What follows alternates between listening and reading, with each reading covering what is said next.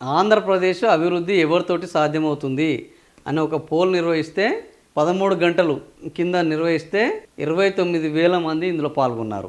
BJP, TDP, JSP కూటమి వల్లనే సాధ్యమని 59% మంది అభిప్రాయపడుతుండగా 39% మంది వైసీపీకి ఓటేశారు. 2% మంది మాత్రమే కాంగ్రెస్ వల్ల అవుతుంది అని అంటున్నారు. సో ఓవరాల్గా మూడింటి కలిపి 60% ఉన్నది, ఒక్క వైసీపీకి 40% ఉన్నది. సో ఇది కూటమి. అక్కడ రోజు రోజుకు ఎప్పుడైతే వీళ్ళకి కేవలం 11 సీట్లే వచ్చినాయి, వైసీపీకి దారుణంగా పడిపోయింది. కానీ ఇటీవల మనం నిర్వహిస్తున్న పోల్లో క్రమంగా వైసీపీ గ్రాఫ్ అనేది పెరుగుతుంది.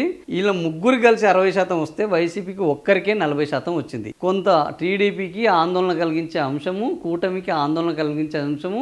అనేక స్కీములు చంద్రబాబు నాయుడు కొత్తవి పెడుతున్నారు, అవి జనాల్లోకి వెళ్తున్నాయి. జగన్ క్రేజ్ కూడా అదే సమయంలో ఏమాత్రం తగ్గడం లేదు. ఈ జగన్ క్రేజ్ అనేది ఇలాగే కొనసాగుతుంది. జగన్ క్రేజ్ ఇలాగే కొనసాగితే వచ్చే ఎన్నికల్లో కూటమికి అది కొంత ప్రమాదకరంగా మారే అవకాశం ఉంది.